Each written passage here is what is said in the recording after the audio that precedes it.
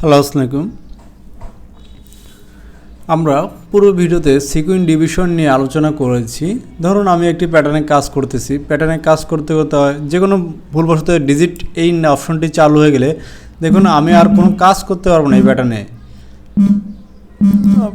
এক ধরনের শব্দ তৈরি হবে, আমি কোনো প্রকার এটাকে কাজ করতে পারবো না।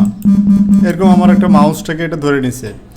এটাকে সংশোধন করার জন্য আমি যদি কি বাটন থেকে আমার কিবোর্ডে এফ বাটন চাপ দিই, দেখুন এটা চলে গেছে এবং পুনরায় আমি আমার যথারীতি কাজগুলোকে পর্যায়ক্রমে চালিয়ে যেতে পারবো।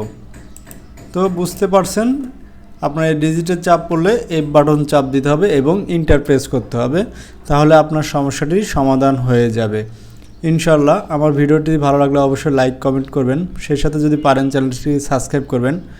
আমার ভিডিওগুলো যদি ভালো লাগে তাহলে অবশ্যই বন্ধুদের সাথে শেয়ার করতে পারেন।